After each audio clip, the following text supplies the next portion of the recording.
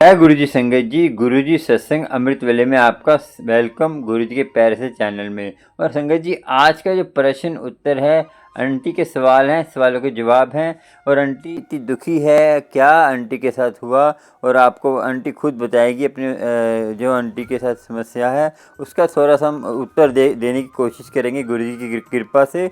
सुनिए, पहले आंटी का जो प्रश्न है, फिर आपसे बात करेंगे। और गुरु जी की मेहर, पूरा प्रश्न उत्तर सुनेंगे तभी आपको समझ आएगा कि आपके साथ भी ऐसा हो सकता है। तो आपके साथ गुरु जी कैसे ब्लेस करेंगे, सुनिए, फिर आपसे बात करेंगे। प्यारा सा प्रश्न है, और उस प्रश्न को गुरु जी कैसे कनेक्शन जोड़े, चलिए सुनते हैं। गुरु जी, मैं बहुत ज़्यादा परेशान है। जय गुरु शुक्राना गुरु जी।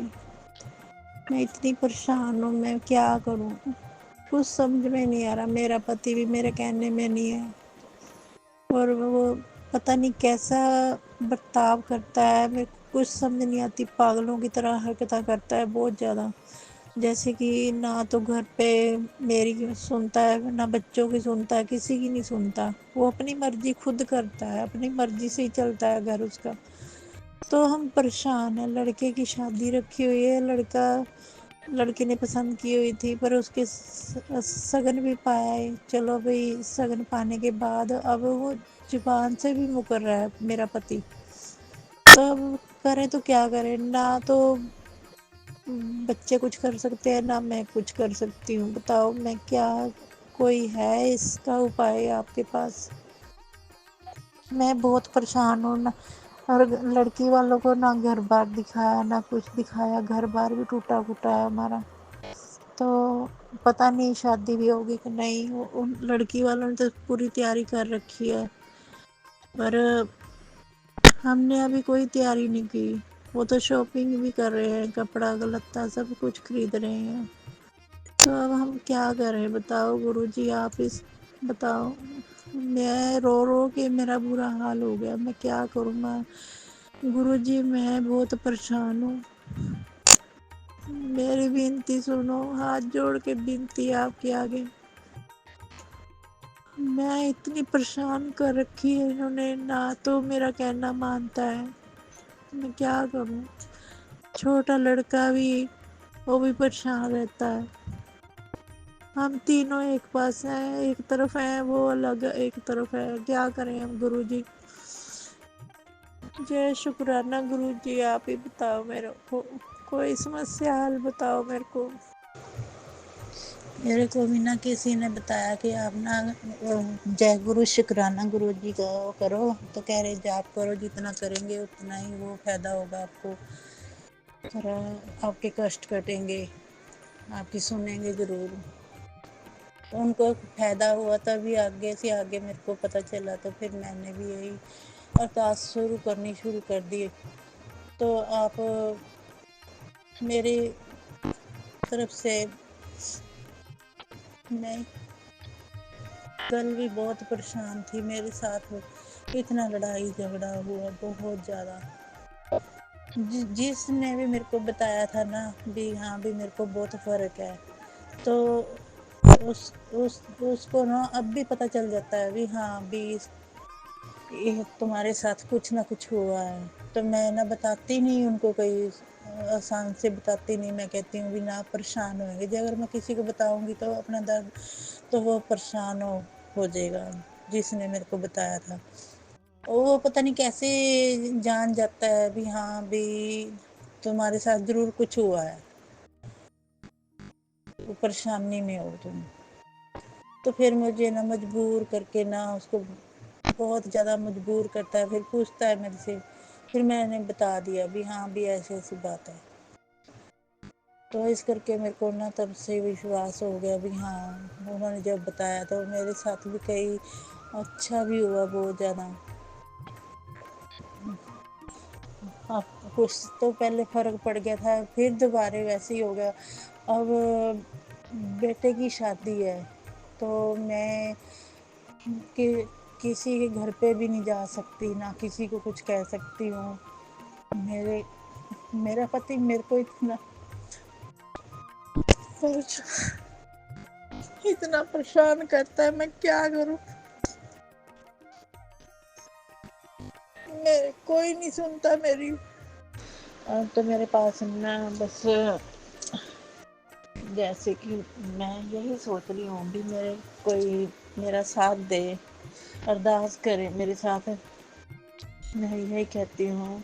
अभी कल तो मेरे को ऐसे बोल दिया, कह रहे यहाँ से चली जा, मैं तुम्हारा कुछ नहीं लगता, इससे ऊपर क्या होगा, मेरा कोई लेना देना नहीं है तेरे साथ। मेरे को धक्के मारने शुरू कर दिए उन्होंने। कल बहुत परेशान थी, अष्टमी का दिन था, मैं क्या करूं, बहुत परेशान हूं।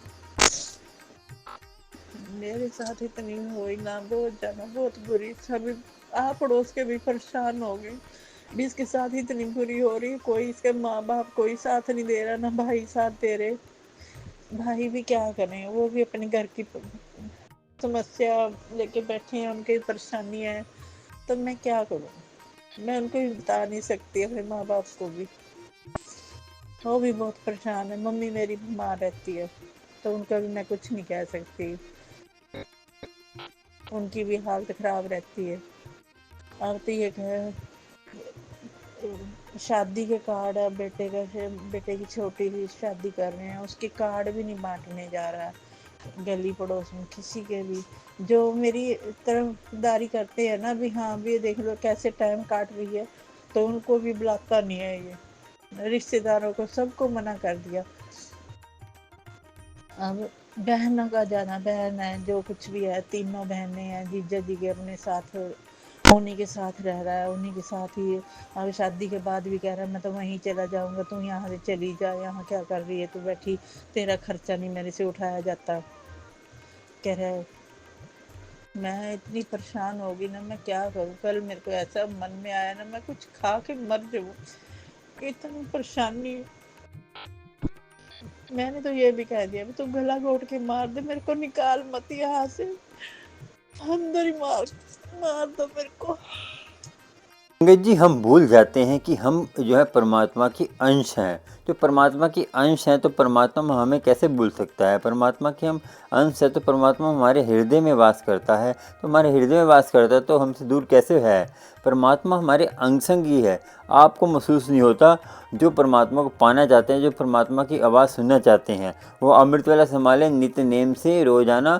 आपको धीरे धीरे हमें परमात्मा की आवाज़ सुनाई क्यों नहीं देती। क्योंकि हमारी जन्मों जन्मों की मैल इतनी है कि हमारा मन इतना मैला है कि हमारी जो है ना अंतरात्मा की आवाज़ सुनने के लिए पहली पहली बार सुनती है। जब हम पाप करते रहते तो आवाज़ दब जाती है। तो हमारी वो कैसे सुन सकते हैं। अमृत वेला संभालिए नित्य नेम से। आपका मन जो मलिन है वो धीरे धीरे साफ होगा। जब आपका मन अमृत वेले में लग रहा है कि आपका एक दिन भी लग रहा है कि हाँ हम नहीं छोड़ सकते अमृत वेला, तो समझिए आपका मन साफ हो रहा है और आपके हृदय अंदर से मैले से कहता मैला है वो साफ हो रहा है, और आपके हृदय में जो गंदगी है साफ हो रही है। और जो आपके मन लग रहा है आपका अमृत वेले में और आपको आनंद आ रहा है, तो धीरे धीरे आपको आनंद क्या कि रोज़ाना आनंद कभी ख़त्म नहीं होता। हम तो ऐसे कहते हैं हमें खाने में आनंद आ गया, खाने में आनंद नहीं, हमें जो है आनंद परमात्मा के नाम में जो हमेशा रहता है, वो कभी जाता नहीं है। फिर आनंद वो होता है आनंद की मीनिंग। बाकी तो आप ये बातें आप सोच लीजिए कि आपके दुख आ रहे हैं, जितने भी दुख आ रहे हैं, तो परमात्मा क्या पता आपको सुखी करने के लिए वो दुख दे रहा हो, क्योंकि आपके कर्म काटने के लिए दुख दे रहा हो। क्योंकि दुख दारू है, दुख दारू है तो आपके कष्टों का भी निवारण उसमें ही है।